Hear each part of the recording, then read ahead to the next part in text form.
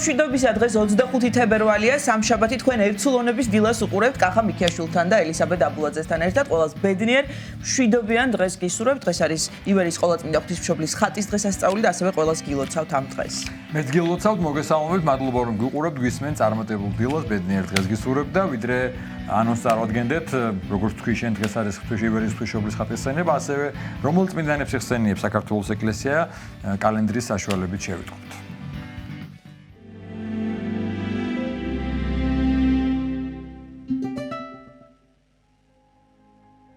25 თებერვალს წმინდა მართლმადიდებელი სამოციქულო ეკლესია აღნიშნავს ივერიის ყოვლადწმინდა ღვთისმშობლის ხატის დღესასწაულს და მოიხსენიებს წმინდა პროხორე ქართველს, წმინდა ლუკა იერუსალიმელს და წმინდა ნიკოლოზ დვალს, წმინდა მელეტის ანტიოქიელ მთავარეპისკოპოსს, ღირს მარიამს და მის მამას ევგენის, წმინდა ანტონს კონსტანტინოპოლიელ პატრიარქს.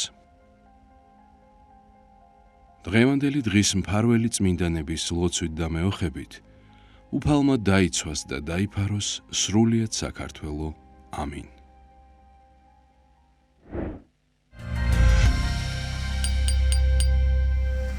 გილოცავთ ყველას დღევანდელი წმინდანების ხსენებას და გავაცნოთ ანონსი ჩვენს მაყურებელს. პირველი სტუმარი გადაცემის იქნება სიონის საპატრიარქო ტაძრის მღვდელმსახური თბილისის სასულიერო სემინარიის დეკანი მღვდელი გიორგი ვაშალომეძე და ჩვენ ვისაუბრებთ თემაზე ხატმეტყველების შესახებ. ძალიან საინტერესო თემაა, ვფიქრობ. ნამდვილად და დღეს არის 25 თებერვალი, ტრაგიკული დღე ჩვენი ქვეყნის ისტორიაში, ოკუპაციის დღეა და ბუნებრივია რომ ამ თემასაც შევეხებით გადაცემის მსვლელობისას. შემოგვიერთდებიან სტუმრები გადაცემის მეორე ნაწილში შოთა რუსთაველის სახელობის ქართული ლიტერატურის ინსტიტუტის ხელმძღვანელი, თბილისის სახელმწიფო უნივერსიტეტის პროფესორი ირმა რატიანი და პროფესორი შოთა რუსთაველის სახელობის ქართული ლიტერატურის ინსტიტუტის დირექტორის მოადგილე მაკა ელბაქიძე. სტუმრებთან ერთად ვისაუბრებთ ქართული ლიტერატურის ინსტიტუტის პროექტის შესახებ ბოლშევიზმი და ქართული ლიტერატურა. თბილისის სახელმწიფო კონსერვატორიის მცირე დარბაზში ახალი ბანას გუნდის პირველი აუდიო ალბომის წარდგინება გაიმართა. საღამოს ესწრებოდა რა თქმა უნდა ჩვენი ჟურნალისტ ნინო გელაშვილი და ნახოთ სიუჟეტით როგორც ჩაიარა. მე პირადად ვესწრებოდი და ძალიან კარგი კონცერტი იყო და ნინო უფრო მეც მოგვიყვება თავის სიუჟეტით და გააცნობს ჩვენს მაყურებელს ახალი ბანას, ესე იგი პირველი აუდიო ალბომის წარდგინების შესახებ. ასეთი იქნება ჩვენი დღევანდელი გადაცემა. ახლა ამინდის პროგნოზს გავეცნოთ. ძალიან ისეთი მცივი ამინდია, შენ რომ არ გიყვარს ისეთი არასაშენო და არასაჩემო. საკმაოდ ძიმე პირობებია გურიაში და როგორც გავიგე ერთი ადამიანი ემსხვერპლა კიდეც ვიზიარებს სამწუხარებას და ასევე დაზარალებულია ბევრი და იმედია რომ მალე გამოვა ამინდი და ყველას ესე იგი შეიძლება უსართოდ იცხოვრო. შევიწყოთ ამინდის პროგნოზი.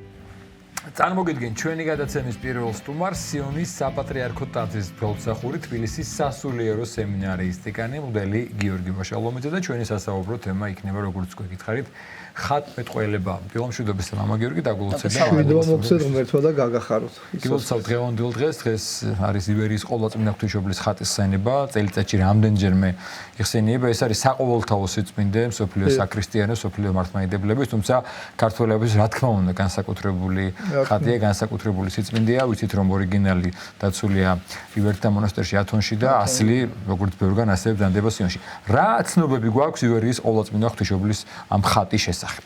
დიახ, უპირველეს ყოვლისა გსურს მოგილოცოს დღევანდელი დღე, მართლაც დღეს ძალიან დიდი დღე გახლავთ, გამომდინარე იქიდან რომ ყოვლადწმინდა ღვთისმშობლის ივერიის ხატი არის განსაკუთრებული მფარველი ჩვენი ქვეყნისა.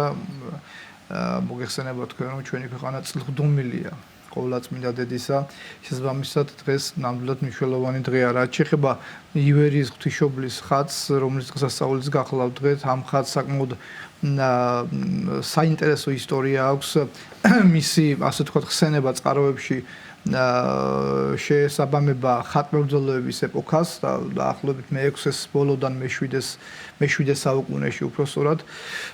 და აი ამ წყაროთა თანახმად ნიკეაში ეს ხატი იყო ერთ-ერთი ქვრივის სახლში, ამ ქვრივს ყავდა ერთადერთი ვაჟი და აი ხატმებრძოლეობის დროს მოგეხსენებათ ეს არის ეპოქა, როდესაც განსაკუთრებული შეურაცხყოფით ასე ვთქვათ მიემართებოდნენ წმინდა ხატთა წინაშე, თავად სამწუხაროდ მაშინდელი საიმპერატორო კარიც კი მხარს უჭერდა აი ამ წვალებლობას, რის გამოც იცით თქვენ რომ შემდგომ გაიმართა მე-7 მსოფლიო საეკლესიო კრება 787 წელს, რომელმაც დააგმო ხატმებრძოლეობა და აღიარა ხატთა ყვანისცემა, რაზეც ჩვენ ვისაუბრებთ შემდგომში და სწორედ ამ დროს ერთ-ერთი მომხდური შეიჭრა ამ ქვრივის სახლში და ხატს მახვილი ჩასცა და სასწაულებრივად ხატიდან, ანუ იმ ადგილას, სადაც ეს მახვილი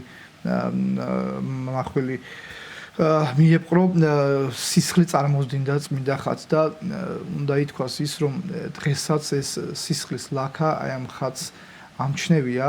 აი ჩვენ მქონდა ბედნიერება მოგველოცა ათონის მთა და დეტალურად ვთქვათ დავათვალიერეთ ეს ხატი, რა თქმა უნდა პირველ რიგში მივაგეთ მას სათანადო პატივი და დღესაც აი საოცარი არის რომ დღესაც ეს ლაქა წარუშლად ამჩნევია, რაც უღარი უშუალო მეტყველი ამ სასწაულისა. სწორედ თქვენს მიერ გადაღებული კადრები გვაქვს ახლა ეთერში. დიახ, ეს კადრები ხოთაშორის ესეც ძალიან საინტერესოა, რომ ათონის ივერთა მონასტერში ქართველებს სლად არც წყალობენ.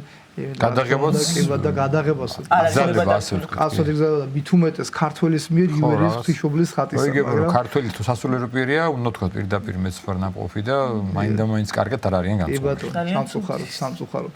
მაგრამ რაღაცა მართლაც ყოვლადწმინდა ღვთისმშობლის შემწეობით აი მოუხერხდა ის, რომ გადავიღეთ ჩვენ დეტალურად ეს ხატი და არა მარტო ეს ხატი, მთლიანად ის ტაძარი, თვითონ ივერიის ღვთისმშობლის ცენტრალური ტაძრის სამხრეთით დგას ეს პატარა ეკვდერი, სადაც ასვენია უშუალოდ ხატი ივერიის ყოვლადწმინდა ღვთისმშობლისა და აი ესეთი მოგვეცა ამის შესაძლებლობა რომ მოგველოცა ეს ხატი და გადაგვეღო ეს კადრები. შემდგომში ეს ხატი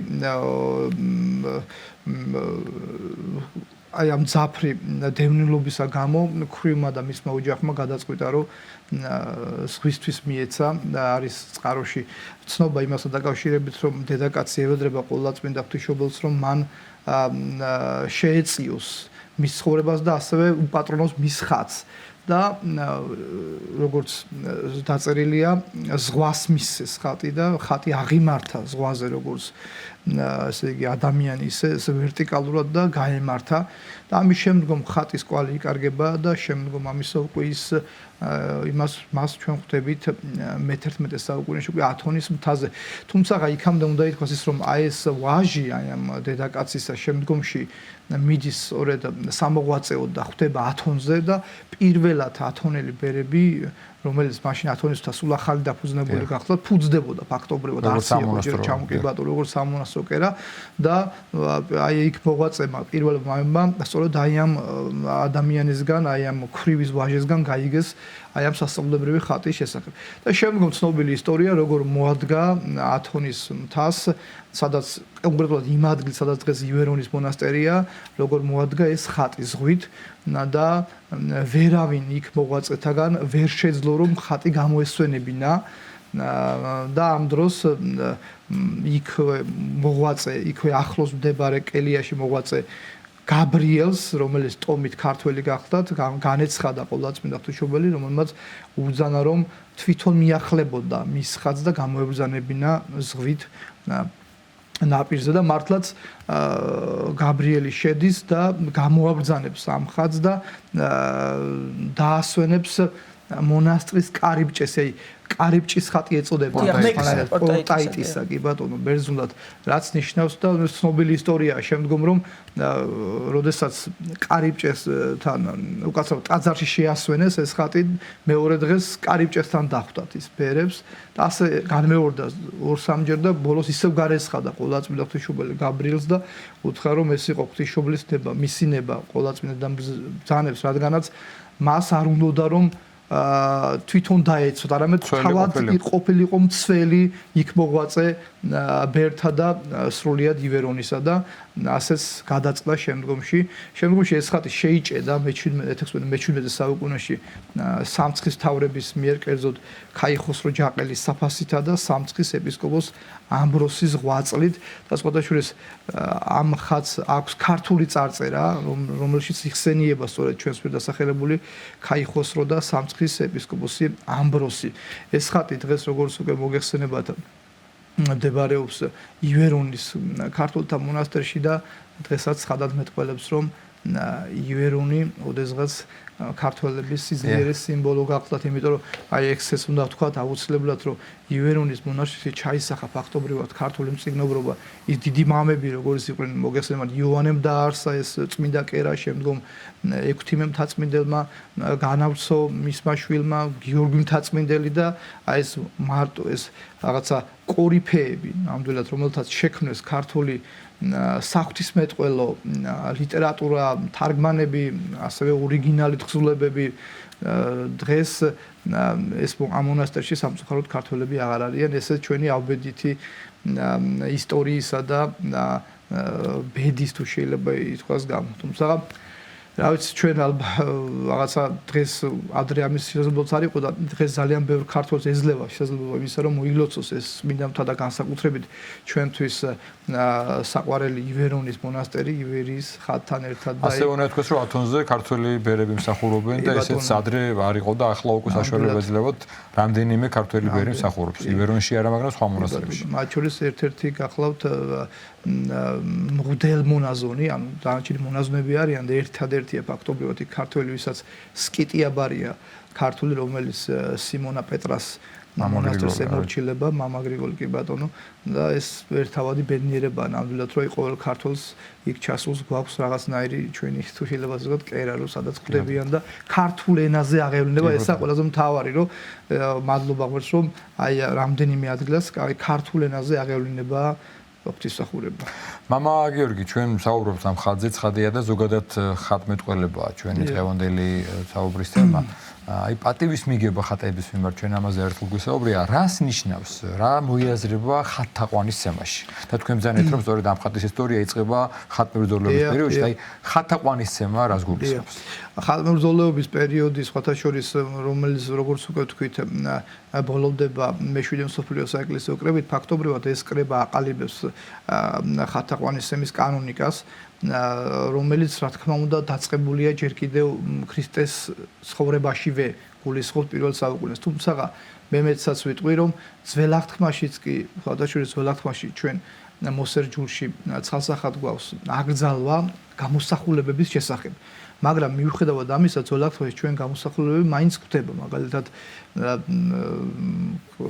დასამოწმობელ კარავში, შემდგომ უკვე სოლომონის ტაძარში, რომელსაც მოხატავს სოლომონი და აქ იოანე დამასკელს აქვს თუ შეიძლება ასე ვთქვას, ყველაზე მოცლობითი ნაშრომი ხათაყვანის შესახებ. 3 სიტყვა ესე, სამი სიტყვაში ხუმილია ქადაგება იგულისხმება ხათაყვანის შესახებ, სადაც წმინდა დამასკელი სვამს ამ კითხვას და თავად პასუხობს, რომ იქ იყო გამოსახული ქერუბიმები და არა ღმერთი. და როგორც წმინდა დამასკელი მოძღვარი ბრძანებს, ღმერთს არ აუგზავნოს ადამიანისთვის ქმნილების ქერუბიმების, მათ შორის ქერუბიმები მოგეხსენებათ ანგელოზთა უმაღლეს საფეხურს, ანგელოზთა დასის უმაღლეს საფეხურს წარმოადგენენ ქერუბიმების გამოსახვა. თუმცა როგორც ვთქვით, ღვთის გამოსახვა აკრძალული იყო ძველ აღთქმაში, რატომ? ვინაიდან არ იყო ღმერთი განკაცებული. და ის რაც ხილვადი არ იყო, თავისთავად ცხადია, ვერ აისახებოდა. თუმცა ჩვენ ძველ აღთქმაში ხვდება გამოცხადებები, თეოფანიები ეგრეთ წოდებული და სხვათა შორის ესეც უნდა ითქვას, რომ წმინდა მამათა კრეფსითი, ასე ვთქვათ, შეხედულების მიხედვით ყოველი გამოცხადება, რომელიც ძველ აღთქმაში ხდებოდა, ეს იყო ძეღმერთის გამოცხადება, უშუალოდ მეორე ჰიპოსტასის, მეორე პირის გამოცხადება. ხოლო ახალ აღთქმაში, რადგანაც უკვე განკაცდა ღმერთი, ის რაც როგორც იოანე დამასკელის ის რაც უხილავი იყო, გახდა ხილვადი, ის რაც შეუხებელი იყო, გახდა შეხებადი, ის რაც უნივთო იყო, გახდა ნივთიერი, იგულისხმება განკაცება ზეღმერთისა, ამიტომაც ეს გახდა უკვე საფუძველი იმისა, რომ ხათაყვანისემა დამკვიდრდა. ხათაყვანისემის შესახებ უნდა ითქვას ის ასევე, რომ ერთ-ერთი პირველი ხატი, რომელიც შეიქმნა, ეს გახლავთ ხელთუქმნელი ხატი, რომელიც უკავშირდება ავგაროვის ცნობილ ეპისტოლეს, ავგაროვის ეპისტოლე ქართულ ენაზე 4 რედაქციითაა მოღწეული და სინურია მათ შორის ყველაზე მნიშვნელოვანი და ყველაზე კარგად შემორჩენილი და აი ყველა მის ეს ისტორია, რომლის მიხედვითაც ავგაროზი ედესის მეფე ხდება ავად და ეს ხდება მაცხოვრის ამ ქვეყანაზე მოსაგრეობის ჟამს და ის აგზავნის თავის კაცს, ასე ვთქვათ, უფალთან, რათა მოვიდეს და განკურნოს ის. უფალი მასთან არ მიდის, მაგრამ აი ამ აპოკრიფის თანახმად იგივე გარდამოცემის თანახმად ის ტილოს მიიდებს სახეზე და ამ ტილოზე სასწაულებრივად გამოისახება მაცხოვრის სახება, რომელიც შემდგომ ედესის მეფესთან ჩადის და ის იკურნება. ანუ ეს არის გადმოცემის თანახმად ერთ-ერთი პირველი ხატი, ხელთუქმნელი ხატი, და ამ ქმედებით უფალმა აკურთხა ხათაყვანისცემა, როგორც უდიდესი მოვლენა. რაც შეეხება ხელთქმნილ ხატს, ეს ძალიან ხატი, ხა ეს მოგვიანოთ ტერმინია, ვთქვათ, გამოსახულება, ესე ვთქვათ, პირველი ქრისტიანული გამოსახულება ჩვენ ხვდება თავად სახარებისეული თხრობისას, რას გულისხმობთ? მოგეხსენება თქვენ, რომ სახარებაში არის ასეთი ადგილი, ლუკა მახარებელი გადმოსცემს, როდესაც მაცხოვარი კურნავს სიზღლდენით დაავადებულ ქალს, დედაკაცს.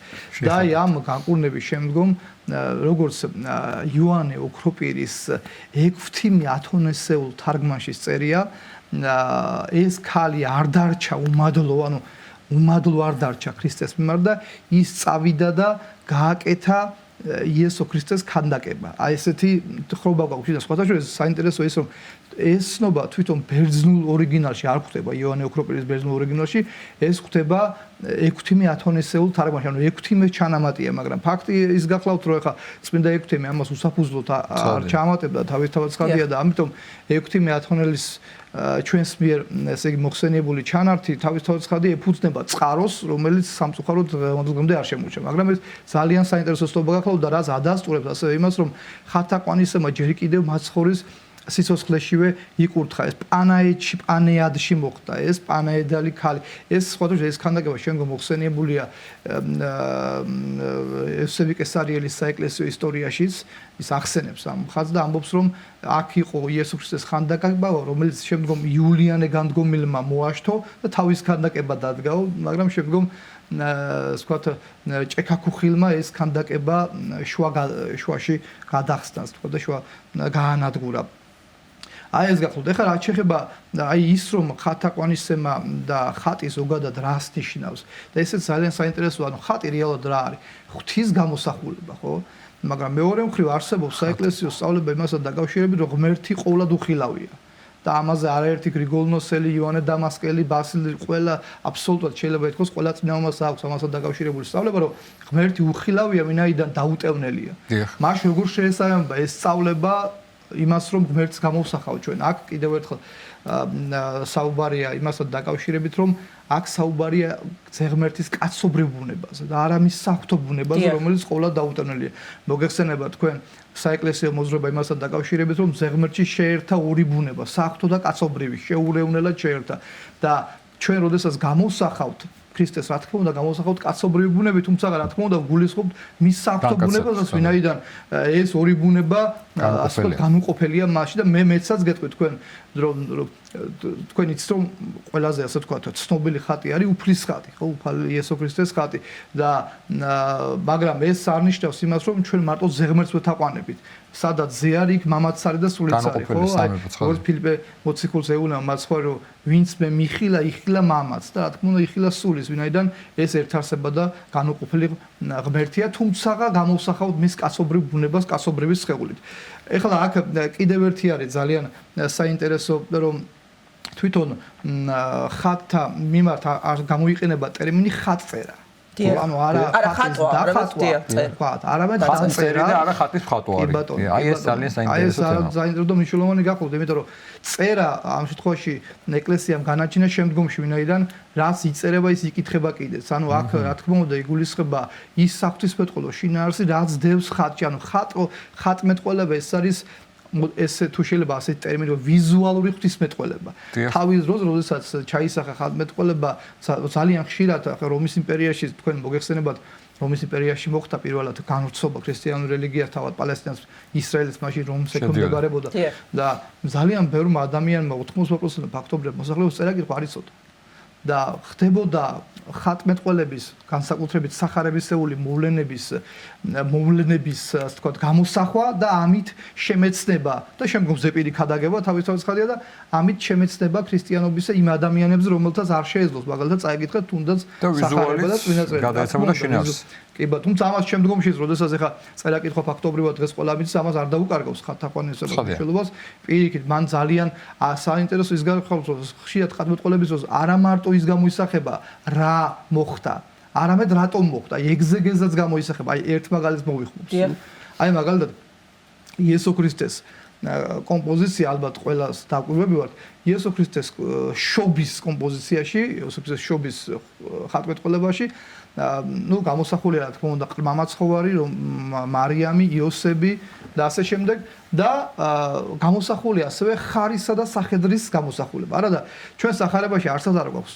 თხრობა შესაბამისი თხრობა არსად არ წერია რომ ხა ის სადგომი კი ბატონო ივანე ოქროპული მაგალითად წერს რომ ეს იყო ცხრობის სადგომი საერთოდ არ ახსენებს არც ხარს და არც სახედარს მაგრამ ეს არის წმინდა ეგზეგეტიკური ჩანართი ჩვენს პირდასახელებულ ხატმეტყველებაში, რომელიც დაფუძნებულია ერთი მხრივ ესაიას წინასწარმეტყველებაზე და მეორე მხრივ ესაიას წინასწარმეტყველების გრიგოლ ნოსელის განმარტებაზე, რომლის მიხედვითაც ხარში მოიაზრება წარმართები, ვინაიდან ხარს უხელს ადგამენ და ისინი ასე ვთქვათ მოსერ ჯულდების ქვეშ იყვნენ და სახედარში მოიაზრება უკაცრავად ხარში მოიაზრება ისრაელიანები და სახედარში წარმართები.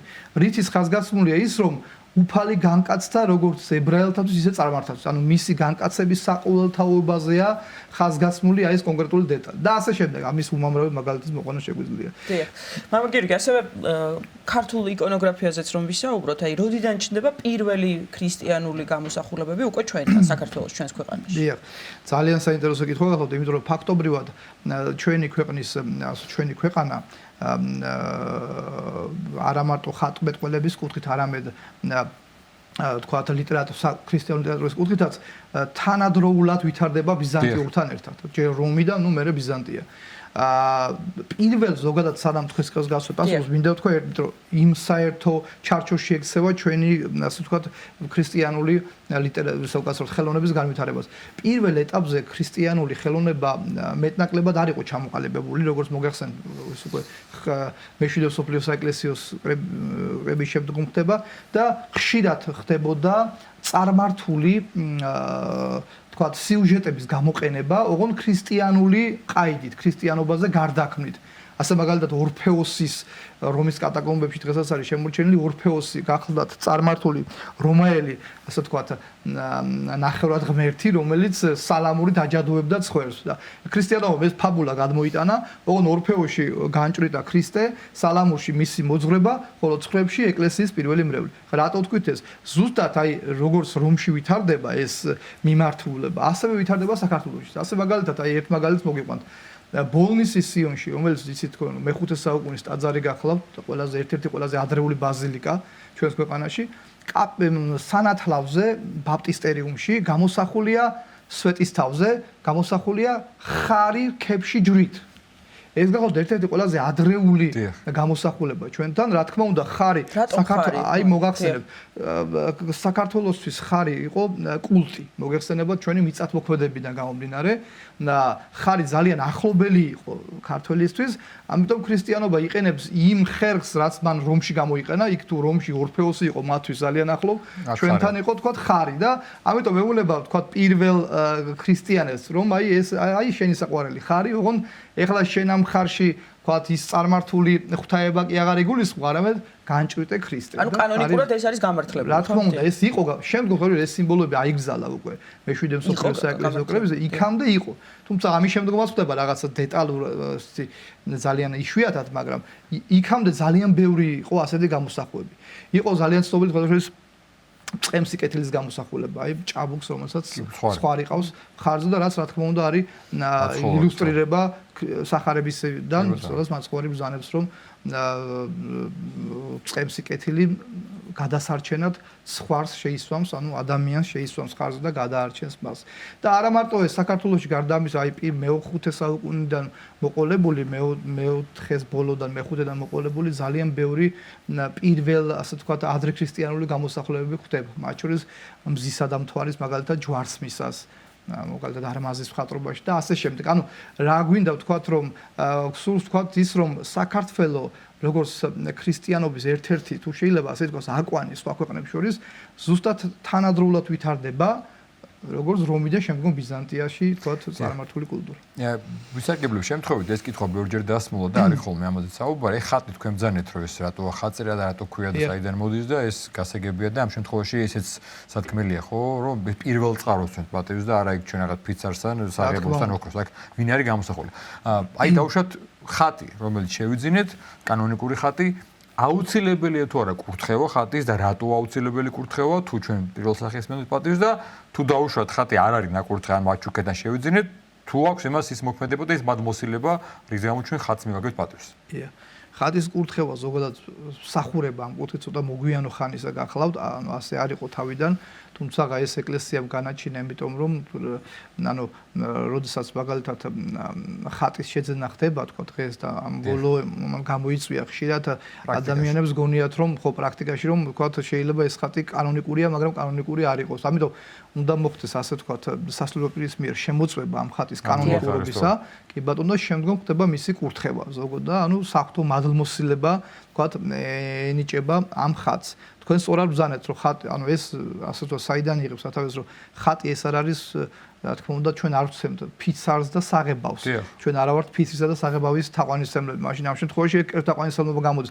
ხატოს თავის როდესაც ხატმებრძოლება წარმოიშვა ერთ-ერთი მიზეზი ეს იყო რომ ანუ კებ თაყვანისმცემლებს ეძახდნენ ხატ თაყვანისმცემლებს და თავისთავად ცხადია ეს მაშინდელმა მამებმა მათ შორის ყველაზე შეიძლება მასშტაბურად წმინდა იონიონ დამასკელმა განაჩინა რომ ხატ თაყვანისმცემა ეს არის თაყვანისმცემა გამოსახულებისა რომელსაც ჩვენ ვეთაყვანებით და არა იმისა, რითიც ის გამოისახება. სხვადასხვა ძალიან საინტერესო არის ამასთან დაკავშირებით, ახლა იქ შორს აგვიყვანს საუბარი, მაგრამ იესო ქრისტეს, როგორც ვთქვით, იესო ქრისტეს ხატი არსებობს, თავრაზე და შემდგომ წმინდანთა ხატები. ჩვენ გვაქვს შემოჩენილი ბასილდის ცხოვრებაში, როდესაც მაგალითად გარდაიცვალა, მოწამეობრივად აღესვა ვინმე ვარლაამი და შემორჩენილია ბასილდის სიტყვა რომლითაც ის მიმართავს ხატწერებს და ეუბნება რომ მე ახლა რაც უნდა ვისაუბრო ვერასოდეს აღვწერ ისე ცხადად ვარლაამის ღვაწლს როგორც თქვენ და მოგიწოდებთ რომ დაწეროთ მისი ხატი და მისი ცხოვრების ციკლი, ასე ვთქვათ. და ხაზერის მნიშვნელობას ეს გულისხმობს. და სალსახად განმოსებს კი ბატონო ხაზერის მნიშვნელობას. დიდი მადლობა. აქვე მაყურებელს შევახსენოთ ეს სხვა თემა, რომ დაიწყო ყველიერის კვირა, ანუ მომდევნო შაბათს დიდი მარხვა იწყება, ეს კვირა 4 შაბათი პარასკევს ხსნილია, გარდა ხორთისა, შეიძლება ყველაფერს მიღება და მზადები დიდი მარხვისთვის. ჩვენი სტუმარი კი გახლავთ ზიონის საპატრიარქო ტაძრის ველოსახური თბილისის სასულიერო სემინარიის დეგანი მღვდელი გიორგი ვაშაური. ახლა კი ლოცვის დრო არის ჩვენს ეთერში, ერთად მოვისმინოთ ჩვენს ლოცვა და დაუბრუნდებით პირდაპირ ეთერში. დიდება მაღალთაში ნომერცა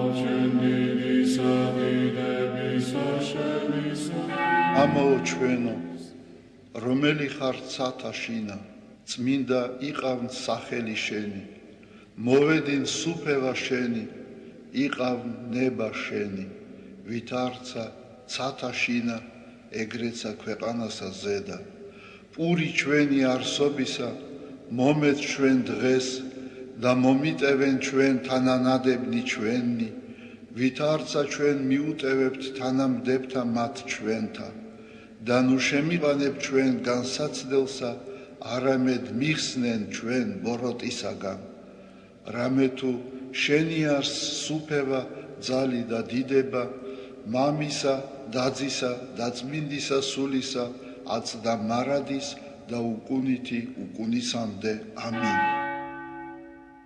მიწყალე მე ღმერთო დიდითა წყალობითა შენითა და მრავლითა მოწყალებითა შენითა ახოცე უჯულოებაი ჩემი უფროს განბანე მე უჯულოებისა ჩემისაგან და ცოდვათა ჩემთაგან გამწმინდე მე რამე თუ უჯულოებაი ჩემი მე უწყი და ცოდვაი ჩემი წინაშე ჩემსა არს მარადის შენ მხოლოსა შეგწოდე და ბოროტი შენ წინაშე ვყავ რათა განმართლე სიტყვათაგან შენთა და ზლოს ჯასა შენსა რამე თუ ესე რა უჯულოებათა შინა მიუდგა და ცოდვათა შინა მშამე დედამან ჩემო რამე თუ ესე რა ჭეშმარიტება შეიყვარე უჩინონი და დაფარონი სიბნისა შენისანი გამომიცხადენ მე მას ხორო მე უსუბითა და განწმინდე მე განბანო მე და უფროს თოვლისაგან სპედაკნე მას მინო მე გალობაი და სიხარული და იხარებდნენ ძვალნი დამდაბლებულნი გარე მიაქციე პირი შენი ცოდვათა ჩემთაგან და ყოველი უჯულოებაი ჩემნი ახოცე გული წმინდა დაბადე ჩემთანა ღმერთო და სული წრფელი განმიახლე გვამსა ჩემსა ნუ განმაგდებ მე პირისა შენისაგან და სულსა წმინდასა შენსა ნუ მიმიღებ ჩემგან მომეცმე სიხარული მაცხოვარებისა შენისა და სულითა მთავრობისა და დამამტკიცე მე ვასწავლე უჯულოთა გზანი შენი და უღმრთონი შენ და მოიქცენ მიხსენ მე სიცხთაგან ღმერთო ღმერთო ცხოვრებისა ჩემისაო იხარებდეს ენა ჩემი სიმართლესა შენსა უფალო ბაგენი ჩემნი აღახვენ და პირი ჩემი უთხრობდეს ქებულებასა შენსა რამე თუ უკეთუმცა გენება მსხვერპლი შემცა მეწირა არამედ საკვერთხი არ აგთნდეს მსხვერპლი ღმრთისა არს სული შემოსრული გული შემოსრული და დამდაბლებული ღმერთმან არა შეურაცხყოს კეთილი უყვა უფალო ნებითა შენითა სიონსა და აღეშენენ ზღუდენი იერუსალიმისანი მაშინ გთნდეს მსხვერპლი სიმართლისა შესაწირავი და ყოვლად დასაწველი მაშინ შესწირნენ საკურთხეველსა შენსა ზედა ზვარაკნი დიდება მამასა და ძესა და წმინდასა სულსა აწდა მარადის და უკუნითი უკუნისამდე ამინ ალილუია ალილუია ალილუია დიდება შენ და ღმერთო ალილუია ალილუია ალილუია დიდება შენ და ღმერთო, ალილუია, ალილუია, ალილუია, დიდება შენ და ღმერთო ჩვენო, დიდება შენ და ღვთისმშობელო ქალწულო გიხაროდენ, მიმადლებულო მარიამ უფალი შენთანა, კურთხეულ ხარ შენ დედათა შორის და კურთხეულ არს ნაყოფი მუცლისა შენისა, რამე თუ მაცხოვარე გვიშევ სულთა ჩვენთა. უფალო დიდება შენ და გადაარჩინე და გამთლიანე საქართველო. უფალო დიდება შენ და გადაარჩინე და გამთლიანე საქართველო. უფალო დიდება შენ და გადაარჩინე და გამთლიანე საქართველო.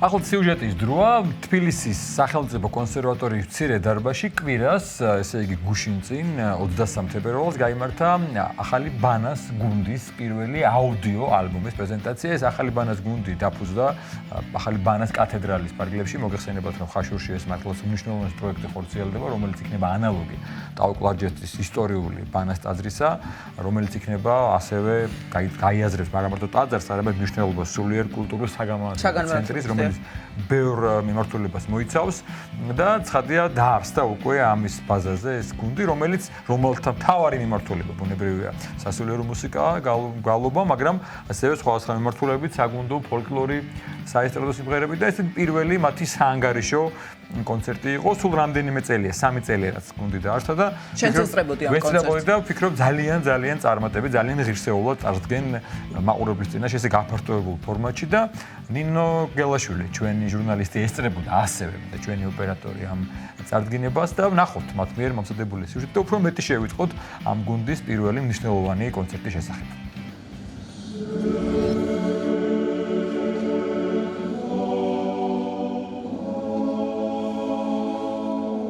კულტურული, სულიერი და საგანმანათლებლო საქმიანობის სინთეზის სამწლიანი ისტორია და ამ მცირე დროში ჩატეული უდიდესი შრომა ქართული პოლიფონიის განვითარებაში. თბილისის კონსერვატორიის მცირე დარბაზში ახალი ბანას გუნდის საანგარიშო კონცერტი გაიმართა. საღამოზე მუსიკალურმა გუნდმა მრავალფეროვანი რეპერტუარი შეასრულა. მათ შორის ქართული ტრადიციული საგალობლები, სხვადასხვა კუთხის ფოლკლორული სასიმღერო ნიმუშები და ქალაქური და საკომპოზიტორო ნაწარმოებები.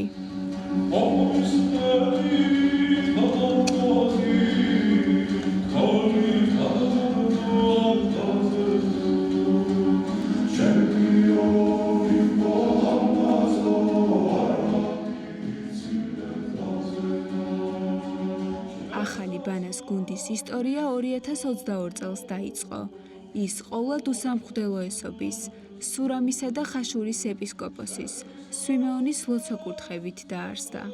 მიხარია რომ ახალი ბანას გუნდი ჩამოყალიბდა და შედგა, რასაც ქვია, გამომდინარე იქიდან რომ ახალი ბანას გუნდმა ძალიან ბევრი საქველმოქმედო და ბევრი კარგი კონცერტი ჩაატარეს, ძველი ქართული სიმღერები გააცოცხლეს და დღევანდელი დღეს კიდევ ერთი მაგალითი იყო თუ როგორი ნიჭის, როგორი წინაპრები ყავდა ჩვენ ქართველ ერს და დღესაც ცდილობენ მართლაც ახალი ბანაზე შემიძლია ვთქვა რომ ეს არის ახალგაზრდების გუნდი, რომლებიც მართლაც შეიძლება ითქვას რომ ესენი არიან ქართული გენოფონდი, რომლებიც ინახავენ, ინარჩუნებენ და არა მარტო ინარჩუნებენ, გადასცემენ მომავალ თაობას ამ სიმღერების კრებულებს, რომელიც გამოიცა ახალი ბანას გუნდი მოგზაურობს სხვადასხვა ქვეყნებში, მიწვეული იყო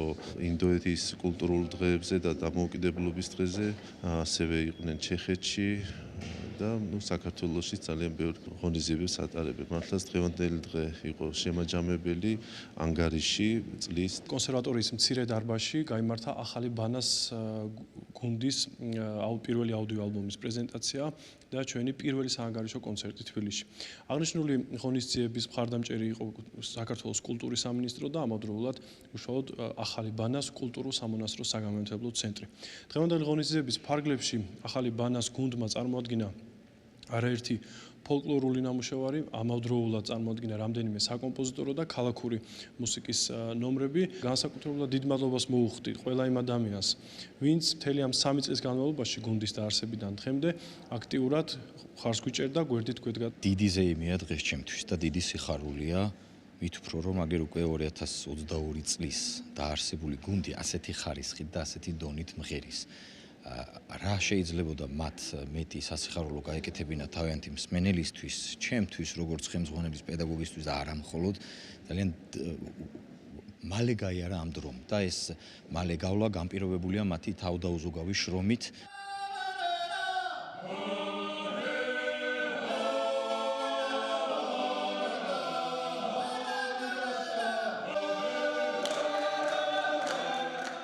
საღამოზე ანსამბლმა მაყურებელს ახალი აუდიო ალბომიც წარუდგინა, რომელშიც მისი რეპერტუარის მცირე ნაწილია წარმოდგენილი. საღამოს ხელოვნების სფეროს წარმომადგენლები და სხვა მოწვეული სტუმრები ესწრებოდნენ. ჩემთვის ძალიან საამაყოა, რომ ახალი ბანას გუნდი არსებობს ზოგადად. მე ხაშურიდან ვარ, ხაშურში ვცხოვრობ და ჩვენს ეპარქიაში ჩამოყალიბდა ეს გუნდი. დიდი გულშემატკივრები ვარ, ძალიან ნიჭიერები არიან და ამ ქართულ ხმოვანებას რომ ახმიანებენ, ეს ჩვენთვის ძალიან დიდი ბედნიერებაა და ზოგადად ხელოვნებას დიდი სიხარული მოაქვს ადამიანებისთვის. საოცარი საღამო იყო. მე მადლობა მინდა გადაუხადო გუნდის თითოეულ წევრს. მინდა გუნდს ვუსურვო ძალიან დიდი წარმატებები. დარწმუნებული ვარ, რომ ეს ანსამბლი თავის კვალს დატოვებს.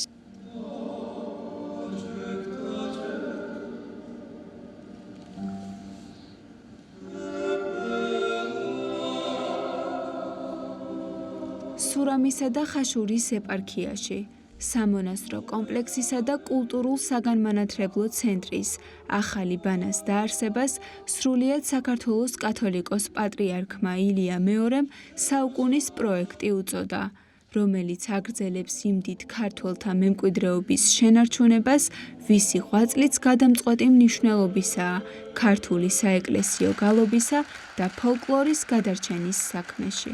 მესამე წელია, რაც ეს ანსამბლი დაარსდა 2022 წლიდან და მიხარია, რომ იმ დიდ პროექტს, რასაც ქვია ახალი ბანა და ეს კულტურული საგამონათლებლო პროექტი, ვფიქრობ, რომ ამ პროექტის ფარგლებში თავის მოვალეობას და ფუნქციას ასრულებს. ეს კონცეფცია, რაც იყო მიზნად დასახული და მადლობა უმეც, რომ ღვთისმშეწევი და მისი უწმინდესობის ლოცვა-კურთხევით ის გეგმები და პროექტები და კონცეფცია ხორციელდება, რომელსაც მისმა უწმინდესობამ უწოდა ახალი ბანას პროექტს საუკუნის პროექტი და საუკუნის პროექტი იქნება თავისი ფუნქციონალით და თავისი შემოქმედებით და მადლობა თითოეულ გუნდს, თითოეულ გუნდის წევრს.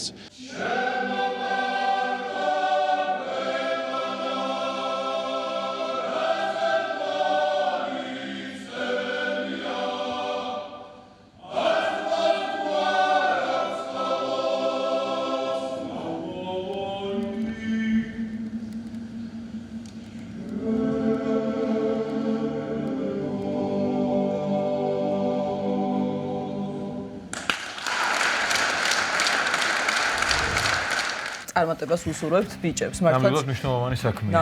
ნამდვილად და ვაგრძელებთ გადაცემას. მოგეხსენება დღეს არის ტრაგიკული დღე ჩვენი ქვეყნის ისტორიაში, ოკუპაციის დღეა. 1921 წლის 25 თებერვალი საქართველოს ისტორიაში ერთ-ერთი ყველაზე ტრაგიკული თარიღია და დღე, როდესაც თბილისი მე-11 წითელმა არმიამ დაიკავა და საქართველო რუსული საბჭოთა იმპერიის ნაწილად იქცა. ხუთკვირიანი ბრძოლისა და გმირული თავგანწირვის მიუხედავად საქართველოს პირველმა დემოკრატიულმა რესპუბლიკამ არსებობა შეწყვიტა, დამოუკიდებლობის დაკარგვას მოჰყვა სასტიკი რეპრესიები, ათასობით ადამიანის დახვრეტა, ხანგრძლივი პატიმრობა და გადასახლება. 25 თებერვალს დაწყებულმა საბჭოთა ოკუპაციამ კი 70 წელს გასტანა და სწორედ როგორ აისახა ეს პერიოდი, ოკუპაცია, შემდგომი პერიოდი, 70 წლიანი ბოლშევიზმის მმართველობა ქართულ ლიტერატურაში, ამაზე გვინდა რომ ვისაუბროთ. შემოგვიერთდნენ სტუმრები, შოთა რუსთაველის სახელობის ქართული ლიტერატურის ინსტიტუტის დირექტორი, თბილისის სახელმწიფო უნივერსიტეტის პროფესორი ირმა რატიანი და თბილისის სახელმწიფო უნივერსიტეტის პროფესორი, შოთა რუსთაველის სახელობის ქართული ლიტერატურის ინსტიტუტის დირექტორის მოადგილე, გაბატონი მაკაელ ბაქიძე. სტუმრებთან ერთად ვისაუბრებთ ქართული ლიტერატურის ინსტიტუტის პროექტის შესახებ, ბოლშევიზმი და ქართული ლიტერატურა. მოგესალმებით. და სანამ დავიწყებთ საუბარს, მინდა ჩვენი სახელით, ჩვენი ტელევიზიის სახელით მივაგოთ კიდევ ერთხელ პატივი ადამიანებს, ახალგაზრდებს, ასრულებს, ქალბატონებს, რომლებიც უთანაბრძოლო ბრძოლაში, უთანასწორო ბრძოლაში, არათანაბო ბრძოლაში ესე გმირულად იბრძოდნენ, აი მართლა უკანასკნელთამდე და მათი იცოდნენ რომ შეიძლება არაფერი გამოდოდა, მაგრამ არ დათმეს და რაც შეეძლოთ აი რაღაცა საოცარი გმირობა გამოიჩინეს და ქეთს ვიხრით მას წინაშე და რა თქმა უნდა და 23 თებერვალი იყო იუნკერების ხსოვნა და ყველას აი ეს დღეები რაღაცა აერთიანებს ამ დიდგიველს და რაღაც საოცარი გმირობის და საქართველოსთვის სამშობლო თავდადების უნიკალურ მაგალითს გვაძლევს და კიდევ ერთხელ ქეთს ვიხრით ჩვენ მას წინაშე. რა თქმა უნდა და რაც შეეხება ჩვენი საუბრის თემას და პროექტს, რომელზეც გვინდა რომ ვისაუბროთ.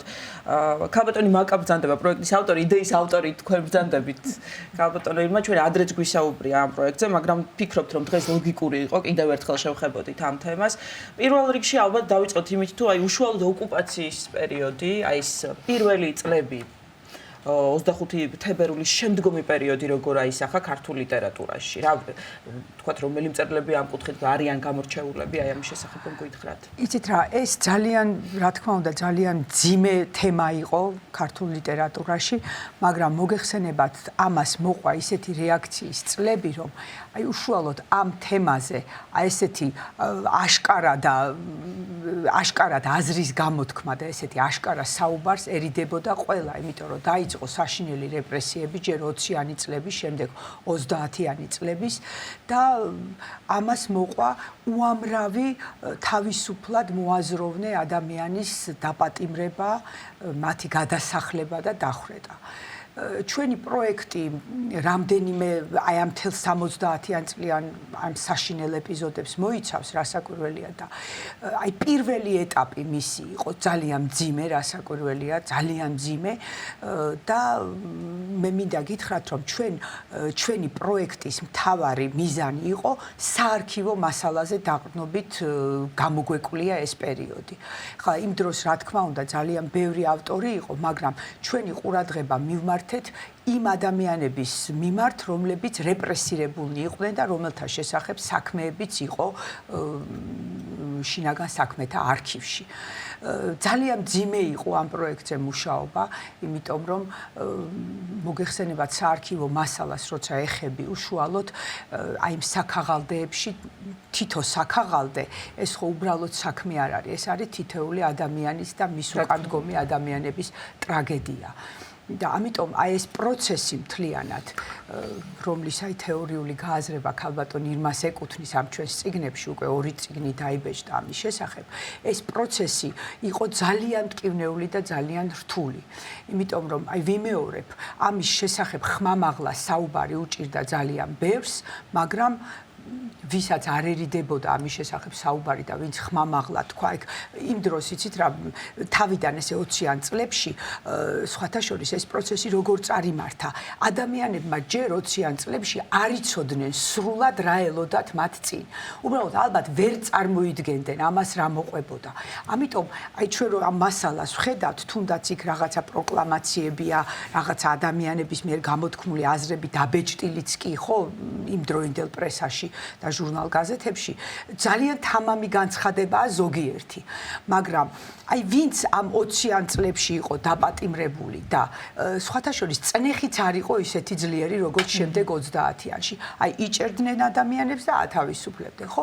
და ანუ დასაწყისში უფრო ნაკლები იყო. უფრო ნაკლები, გაცილებით ნაკლები და აი როდესაც მომდევნო გავიდა რამდენიმე წელი, ესე იგი ჯერ ეტყობა ეს ბოლშევიზმიც ნელ-ნელა სინჯავდა ნიადაგს, სადამდე შეიძლებოდა წასულიყო მათი თვითნებობა ცხადია, ხო? ამას ხო თვითნებობა ერქვა, რასაც ისინი აკეთებდნენ ყოველგვარი გასამართლების გარეშე ის სამეული წყვეტდა ადამიანის დახვრეტა არ დახვრეტის თუ გადასახლების ბედს და აი თავიდან ეს წნეხი არ იყო ისეთი ძლიერი.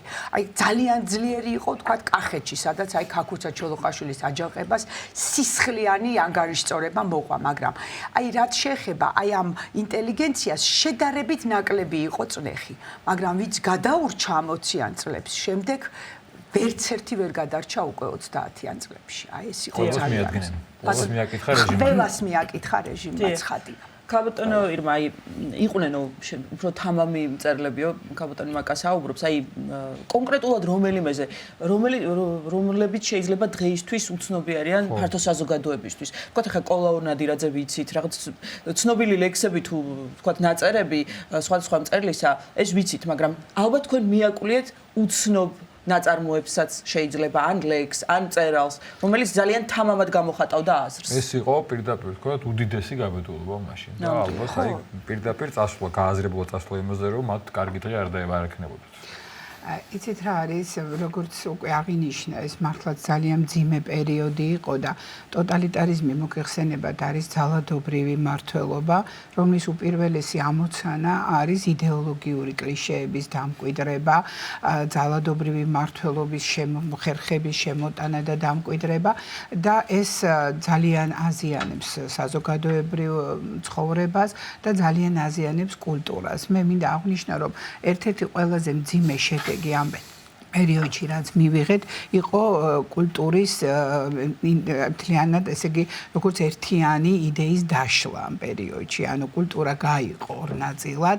ერთ მხარეს დადგა კულტურა, რომელიც დაექვემდებარა იდეოლოგიას და შესაბამისად აღიარებული იქნა შემდეგ მასობრივ კულტურად და ფართოდ იქნა მიღებული და ეგრეთ წოდებული ელიტარული კულტურა, რომელმაც კვარცხლბეკზე ესე ვთქვათ დგომა არჩია და რომელიც შერაცხული იქნა ასე ვთქვათ ხალხის მოწინააღმდეგე კულტურად. აი ეს მტრებად ეს დაყოფა ძალიან ხელსაყრელი იყო ხელისუფლებისთვის, იმიტომ რომ მალევე დაიყო ჩვენიანება და მტრებად საზოგადოება და ახალგაზრდა საბჭოთა ხელისუფლება ცხადია მაქსიმალურად ხელს უწყობდა ეგრეთ წოდებულ ჩვენიანებს და მარგინალებს კიდევ უფრო და უფრო განაპირა პოზიციებზე გადაანაცვლებდა, რასაც 1937, 36, 37, 38 წლებში ნელ-ნელა მათი განადგურება მოყვა, ხო? ეს არის ამას თავიდან ბოლშევიკები უწოდებდნენ პროლეტარულ დემოკრატიას, მაგრამ ნიკოლაი ბერდიაევმა ის შერაცხა დემოკრატიის ყველაზე საშიშ სახეობად, ვინაიდან მას თან ზდევდა აი ესეთი სწორედ დამხობა, მოდით ესე ვთქვათ, კულტურული, ძირითადი კულტურული მიმართულებების და გეზის, რაც მოხდა საქართველოშიც. თქვენ იკითხეთ იყვნენ თუ არა უცნობი ავტორები. იცით, ეს ავტორები რეალურად ჩანდნენ ქართულ ლიტერატურულ ასპარეზზე ნამდვილად. შეიძლება მიგნებული იქნა რაღაც მათი რაღაც უცნობი ჩანაწერი ან ლექსის არქივო მასალაში, მაგრამ თავარი ის გახლავთ რომ ამ ეპოქას ჩვენ შეიძლება მაინც უწოდოთ ერთის მხრივ დაუწერელი ტექსტების ეპოქა, იმიტომ რომ ან ისინი ვერ წერდნენ, ან რასაც წერდნენ ანადგურებდა ხელისუფლება და მეორეს მხრივ სწორედ რომ თავგანწირვის ერა, იმიტომ რომ ჩვენ ვიცით ნიმუშები და მაგალითები, როდესაც წერლებმა არ თქვეს თავიანთ ტექსტებს და უარი თუნდაც მიხეილ ჯავახიშვილმა და შეეწირენ აქტიურად აი ამ ტექსტებს, ხო? და განსაკუთრებული მადლობა კიდევ და პატივი და მოწიწება და თავის დახრა ჩვენი მხრიდან ამ ავტორებს, რომლებმაც ყველაფრის მიუხედავად ბევრი რამ შეძლეს. დიახ, ტექსტები, რა თქმა უნდა, არის რაღაც ძალიან საინტერესო ლექსები, ხო, რომელიც იქნა არქივებში, რომელიც არ იყო შეიძლება გამოქვეყნებული, პირადი ჩანაწერები და ამან რა თქმა უნდა ძალიან გამდიდრა ჩვენი ძირითადი საარქივო მასალა და ცოდნის არეალი, მაგრამ თავარი რაც არის და რამაც ჩვენ შეგვზარა ეს არის იყო ძალიან ბევრი ეგრეთ წოდებული ცარიელი საქმე იცით ანუ ავტორთან მიდიხარ და საქმე არის იცი რომ განადგურებულია იცი რომ დახრეტილია მაგრამ საქმე არაფერი არ არის 20-იანი წლების ფაქტიურად აი ეს ქაქუცა ჩოლოყაშვილის მთელი საქმების აღარ არსებობს არ არის ცარიელი საქმეები რომლებიც აი ასეთი რაღაც ესე იგი რაღაც ყბადაღებული სიცარიელი ხდება მიდიხარ რომ ადამიანზე რაც შეიძლება მეტი გაიგო არა და მაგრამ ჩვენი კოლეგების ჩემი არაჩვეულებრივი კოლეგების სასახელოდ რომლებიც მართლა თავდაუზოგავად მუშაობდნენ არქივში და მინდა ასევე დიდი მადლობა უთხრა შინაგან საქმეთა სამინისტროს არქივის თანამშრომლებს რომლებიც ძალიან გვეხმარებოდნენ ჩვენ ამ პირველ ორ ტომზე მუშაობაში იცით რა იხსნებოდა საქმეები სხვის საქმეში შეიძლება აღმოეჩინათ აი შემთხვევით გაპარული რაღაცა სხვისი დაკითხვის უცებ იქ იყო რაღაც ჩადებული და ყველაფერს ვეჭიდებოდით და ძალიან საინტერესოა მესამე ნაწილი იქნებ მაგამ საუბროს რომელსაც ახლა მუშაობ მესამე ნაწილს ქვია უკვე პოსტბოლშევიზმი იმიტომ რომ ეს უკვე 50-იანი წლებიდან 90 წლის აი როცა დაინგრა საბჭოთა კავშირი რომ დაგვესრულებინა ეს მაგრამ აი ვიდრე მესამე ნაწილზე გადავიდოდე საშინელი ტრაგიკული აღმოჩნდა ქალბატონი ირმა დამეთანხმება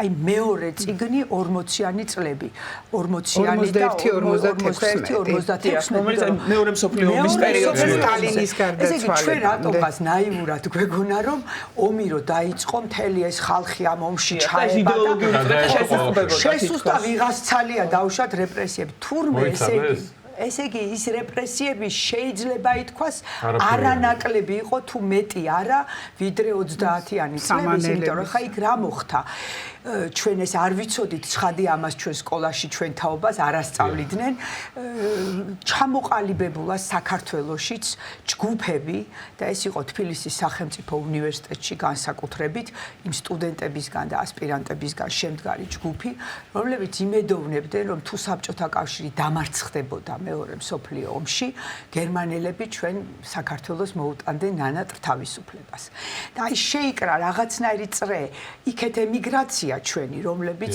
ეს კი ვიცით უკვე ჩვენ ისტორიიდან რომ ძალიან ბევრი ამ ნაცისტურ გერმანიის გულშემატკივრობდნენ არა მარტო გულშემატკივრობდნენ არამედ იქ ჩამოყალიბდა მთელი ლეგიონები და ჯარის ნაწილები სადაც ჩვენი ქართველები მონაწილეობდნენ თამარი დაარქვეს და დავით აღმაშენებელი და ესეთი სახელ ივერია და ის იმიტომ რომ ძალიან ბევრი ადამიანი ომის დასაწყისში ტყვეთ ჩავარდა ჩვენ ვიცი მათ შორის ჩვენი ქართველების და იქ აგიტაცია ძალიან სერიოზულად მუშაობდა და ისინი იყენებდნენ ეს ნაცისტები იყენებდნენ იქ ემიგრაციაში მყოფ ქართველებს რომლებიც ამ საკონცენტრაციო ბანაკებში მიყავდათ და აი ეს ისეთი ისინი გვაქვს ამ წიგნში დაბეჭდილი აი პროკლამაციები რომ პირდაპირ ჯარში აგზავნიდნენ რომ აი ძმებო ქართველებო გადმოდით ჩვენს მხარეს და ძალიან ზოგიერთი ძალიან სერიოზული გენერალიც კი ყავდა ჩვენ თქვათ ნაცისტების ჯარში და აი რაღაცა შეიკრა წრე იქეთ ემიგრაცია აქეთ დაუშვათ ეს ჩვენი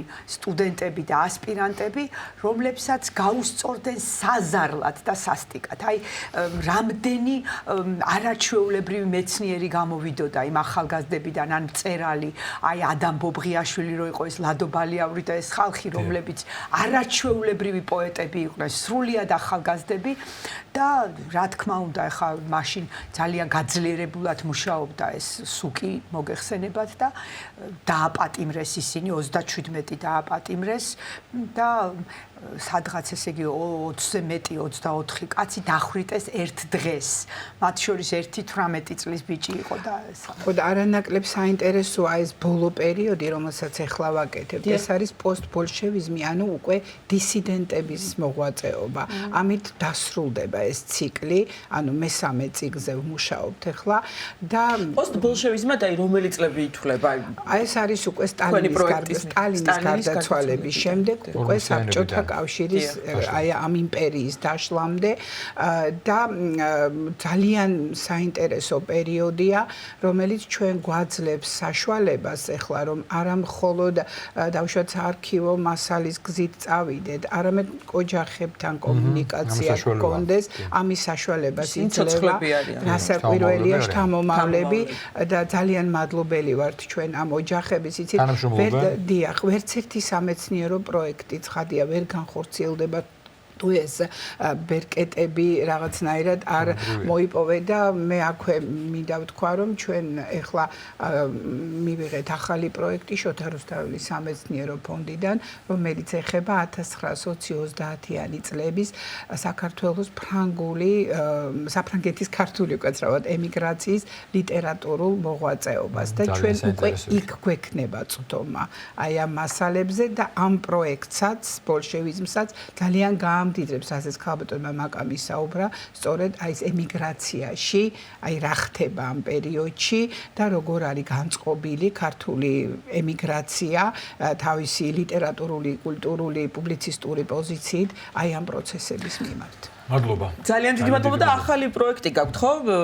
ლიტერატურის ეროვნული ენერგია, ესეთი საინტერესო სახელწოდებით და ლიტერატურის ეროვნული ენერგია. წელს ქართული ლიტერატურის ინსტიტუტმა აი ეს პროექტი გამოაცხადა სამუშაო პროექტად და აბსოლუტურად ყველა ღონისძიება, რაც ლიტერატურის ინსტიტუტში ჩატარდება, იქნება ეს ლექციები საჯარო, იქნება დისკუსიები, სტუდენტური კონფერენცია თუ წიგნების პრეზენტაცია, სწორედ განთავსდება ამ პროექტის ქუდის ქვეშ და სარგებლობის შემთხვევით დავიტყვი, რომ აი პირველი, ასე ვთქვათ, საჯარო ლექცია ჩაატარებს პროფესორი თამაზ ვასაძე ვაჟა-ფშაველას შემოქმედების შესახებ, თუ რა არის ის მარადიული ეროვნული ღირებულებები, რომლებიც ვაჟა-ფშაველას შემოქმედებიდან მოდის. უღრმესი მადლობა. გისურვებთ წარმატებას და დიდი მადლობა.